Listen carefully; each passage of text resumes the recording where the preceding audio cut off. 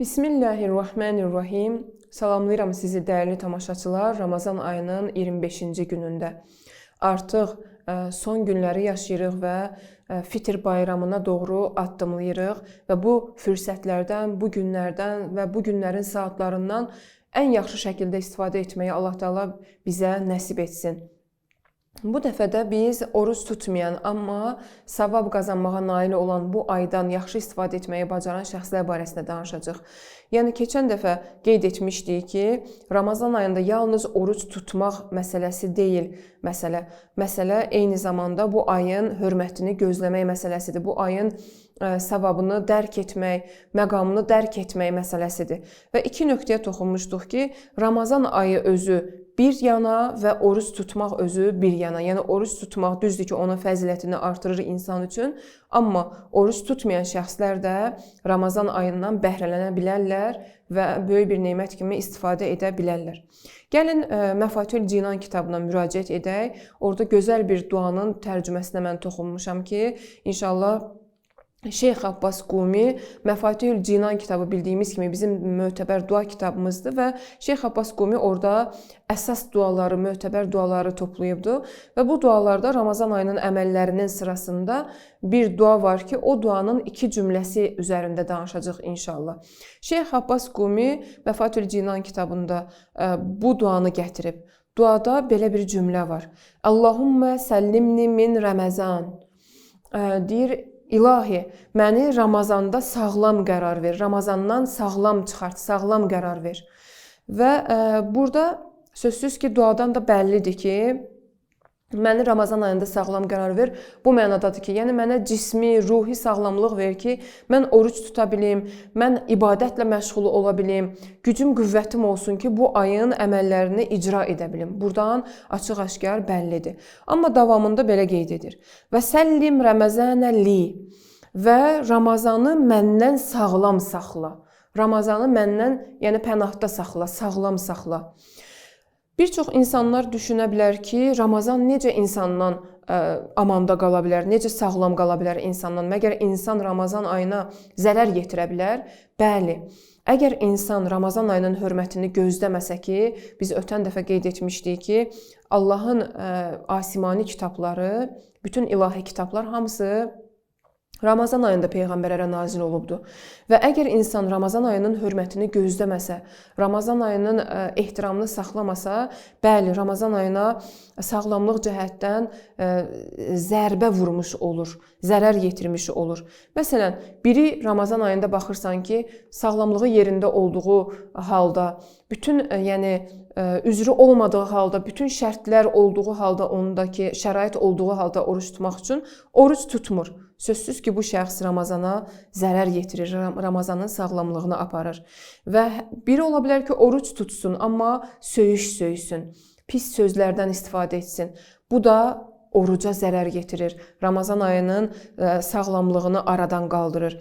Və yaxud bir insan ola bilər ki, əsəbi olsun ancaq, oruç tutur, amma əsəblə davranır, insanlığı acılayır, insanları zəhərləyir öz dili ilə.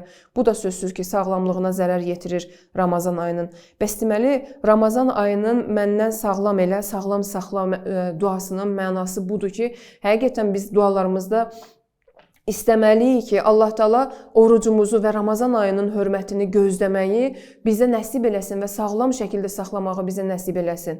Bu, bizim dualarımızın sırasında yerə almalıdır özünə. Amma məsələn, gəlin baxaq, Ramazan ayı barəsindəki danışırdıq, oruç tuta bilməyən şəxslər necə ehtiramını gözləsinlər, necə saxlasınlar, yəni bu ayın hörmətini necə saxlasınlar? Bu ayın hörmətini saxlamağın yollarından biri budur ki, insanlar bilsinlər ki, Ramazan ayı daxil olub. Özləri oruc olmasa, üzürlü olsa da belə insanların arasında, cəmiyyətdə, toplumda ola bilər ki, başqa insanlar bunu dərk eləmir. Amma mən başa düşürəmsə ki, Ramazan ayıdır, yemək yeməyim, su içməyim insanlar arasında. Hətta restoran işlədən, kafe işlədən şəxslər gərək sübhdən ta ki iftar anına qədər ən azından pərdə çəksinlər, örtsünlər, yəni yemək qoxuları kənara getməsin və yeməkləri aşkar şəkildə insanların gözü önündə göstərməsinlər, nümayiş etdirməsinlər.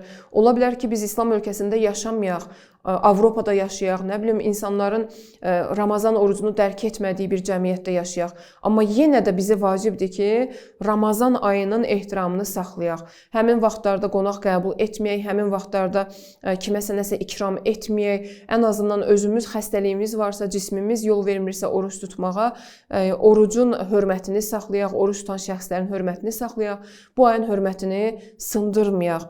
Və ən gözəl yol da məhz oruç tuta bilməyən şəxslər üçün və hətta oruç tutan şəxslər üçün bu aydan necə səmərəli istifadə edək, necə edək ki, bizə də şamil olsun. Məxsusən də o kəslər ki, oruç tuta bilmirlər, çox narahatdılar ki, nəyə görə biz tuta bilmirik, biz necə eləyək ki, savab aparaq. Qeyd edim ki, əzizlər, Ramazan ayının ən üstün əməllərindən biri budur ki, insan özü üzərində çalışsın, öz nəfsini tərbiyə etsin. Məhz bu ay insanın özünü yetişdirməsi üçündür. Və bu ayda 3 nöqtə üzərində çoxlu düşünmək lazımdır. Birinci nöqtə budur ki, özünü tanımaq məsələsi. Yəni, insan özünü tanımalıdır, bilməlidir ki, o bütün məxluqların ən üstünlü şəkildə yaradılıb və ən gözəl şəkildə yaradılıb və o kəramət sahibidir. Öz hörmətini, ehtiramını gözləsin və aşağı işlərlə məşğul olmasın. Və bilsin ki, insanı Allah Təala bütün məxluqlardan üstün yaradıbdır. Buna diqqət etsin. İkinci, özünü tapsın. Yəni, öz nəfsini aydınlaşdırsın özü üçün ki, mən nəfs-i mütməinnədir, ləvvamədir, əmmarədir, hansıdır məndə? Yəni, mən hansı təbəqədəyəm, hansı dərəcədəyəm? Hələ mən nəfsimin ardıycan gedirəm, yoxsa mən bəzən günah edirəm, tövbə edirəm, yoxsa mən mütməyin bir həddə çatmışam, yəni yəqinə çatmışam, artıq günah yolunu tutmuram, başqa işlərlə məşğulam, üstün işlərlə məşğulam. Bunu müəyyən eləmək lazımdır. Və son olaraq da özünü tərbiyə, özünü tanımaq, özünü tapmaq, yəni müəyyən eləmək ki, mən hansı təbəqədəyəm, hansı işlərin ardıncayam və özünü tərbiyə. Ondan sonra özünün zəif nöqtələrini bildikdən sonra həmin zəif nöqtələri aradan qaldırıb o zəif nöqtələrin üzərində çalışmaq məsələsi önəmlidir. Bəs deməli, əgər biz oruc tutmuruqsa da belə, bu ayın səmərəsindən, fəzilətindən istifadə edə bilərik və oruc tutan və tutmayan bütün şəxslər öz üzərində çalışmalıdırlar bu ayda. Çünki bu ayda hər savab iş neçə qat savaba bərabərdir və bu ayda insan daha çox müvəffəq ola bilər ki, ibadətlərini, özünü islah etsin inşallah.